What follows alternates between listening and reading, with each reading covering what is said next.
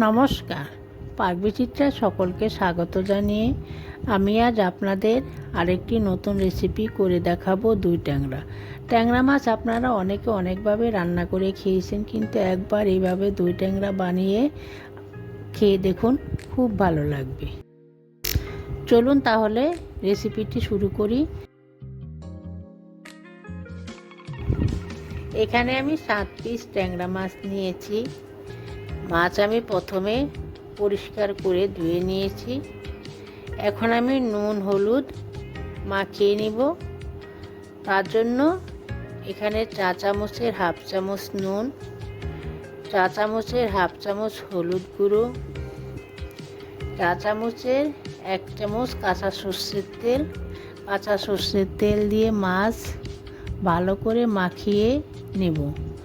মাছ ভাজার আগে কাঁচা সর্ষের তেল মাখিয়ে নিলে মাছ ভাজার সময় মাছ ফাটে না।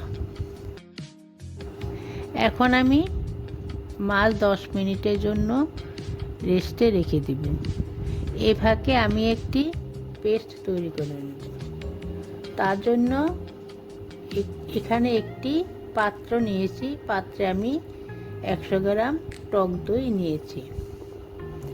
এখন কিছু পেস্ট অ্যাড করে দিয়ে দিচ্ছি কালো সর্ষের পেস্ট। এখানে আপনারা চাইলে সাদা সর্ষেও দিতে পারেন। এখানে আমি কালো সর্ষের পেস্ট নিয়েছি 2 টেবিল চামচ। সাদা তিল পেস্ট দিয়ে দিচ্ছি 1 টেবিল চামচ। পোস্ত পেস্ট 1 টেবিল চামচ। অল্প পরিমাণে একটু জল দিয়ে দিচ্ছি। এখন ভালো করে ফেটিয়ে নিব। দিয়ে দিচ্ছি কাঁচা লঙ্কা পেস্ট চা চামচের 1 চামচ। এখন আমি একটা চামচের সাহায্যে সব কিছু ভালো করে ফেটিয়ে নেব। মাছ ভাজার জন্য গ্যাসে একটি প্যান বসিয়ে নিয়েছি। পরিমাণ মতো সর্ষের তেল অ্যাড করে গরম করে নিয়েছি। এখন আমি একে একে মাছগুলো দিয়ে দিচ্ছি। এখন আমি মাছ ভেজে নেব। দেখুন আমার এক পাশ ভাজা হয়ে গেছে। এখন আমি উল্টে দিচ্ছি, অপর পাশটাও ভেজে নেব। আমি একটু লাল লাল করে ভেজে নেব। দেখুন আমার মাছ ভাজা হয়ে গেছে। আমি গ্যাসটা মিডিয়ামে রেখে মাছ ভেজে নিয়েছি। মাছ রান্না করার জন্য মাছ ভাজার তেলে আমি আর একটু তেল অ্যাড করে নিয়েছি। এখন আমি ফোড়ন দিয়ে দিব 5 ফোড়ন। গ্যাস লোতে রেখে ফোড়ন ভেজে নিব। দেখুন আমার ফোড়ন ভাজা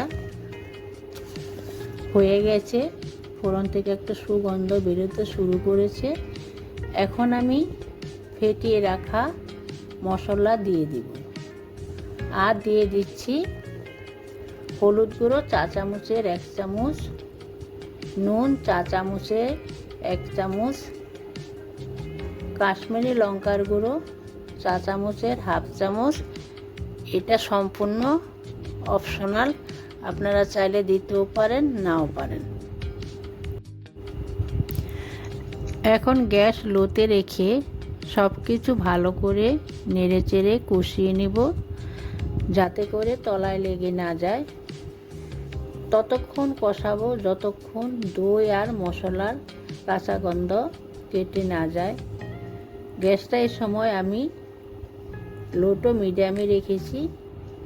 দেখুন আমার মশলা কষানো হয়ে গেছে। তেল ছাড়তে শুরু করেছে, সুন্দর একটা গন্ধ বেরিয়েছে। এখন গ্রেভি করার জন্য পরিমাণ মতো জল অ্যাড করে দিচ্ছি। এখন গ্রেভি ফুটতে উঠতে দেব গ্যাসটা মিডিয়ামে রেখে। দেখুন আমার গ্রেভি ফুটে উঠেছে। এখন আমি আগের থেকে ভেজে রাখা মাছ দিয়ে দিব। এখানে নুন ঝাল আপনারা আপনাদের স্বাদ অনুযায়ী দিবেন। এখন দিয়ে দিচ্ছি কাঁচা পাকা 4টে লঙ্কা।